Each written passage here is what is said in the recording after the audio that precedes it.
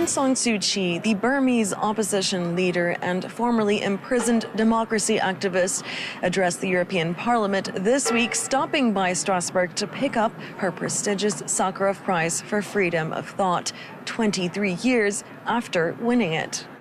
Greeted by fervent applause and a standing ovation, Aung San Suu Kyi was welcomed by European lawmakers who awarded her the Sakharov Prize for speaking out for freedom in Burma back in 1990. She won the accolade as well as the Nobel Peace Prize while under house arrest for challenging the Burmese ruling military. Now a free woman, active parliamentarian herself, and a worldwide symbol for democracy, Aung San Suu Kyi spoke of the need to continue supporting human rights all over the world. Freedom of thought is essential to human progress. If we stop freedom of thought, we stop progress in our world. Because of this, it is so important that we teach our children, our young people, the importance of freedom of thought. I mean, her presence was enormous in that very big chamber, and you saw by the reaction when she walked in and when she was finished her speech how touched people were by her. I think the one phrase that rang in my head several times was, people should ask the question, why?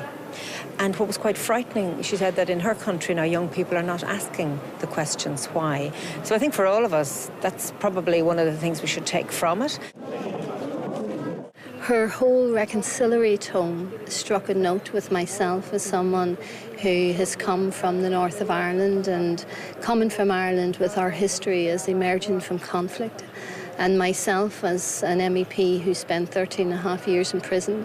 I could identify with some of her experience as she had been talking about being held under house arrest for 15 years.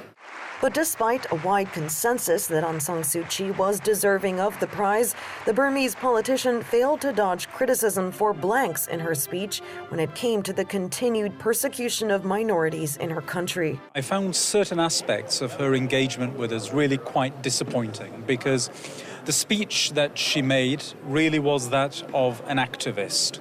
But she has moved on from that role now. She wants to be the leader of a nation. She had nothing to say about the role of Burma in the region, how by investing in Burma, by creating the sort of society we want to see come about in Burma, we can actually bring about change not just in Burma but throughout the region. And I believe Burma can act as a catalyst. Along with that, she made no reference at all to the human rights abuses that are being suffered by minorities, such as the Rohingya and indeed the Christian communities as well. But Aung San Suu Kyi did come with a political plea. She asked Europe to keep up the pressure on Burma to continue democratic reforms. Next month, another voice of freedom will be addressing the European Parliament. Pakistani activist Malala Yousafzai, who survived an assassination attempt by the Taliban, will receive her Sakharov Prize for speaking out on the importance of education for young girls. 16-year-old Malala's receipt of the Sakharov Prize here at the European Parliament will mark the advent of new faces waving the flag for democracy decades after Aung San Suu Kyi began her battle, and in parts of the world where freedom of thought is still not a birthright for everyone. Sandra Gottman for JN1 at the European Parliament in Strasbourg.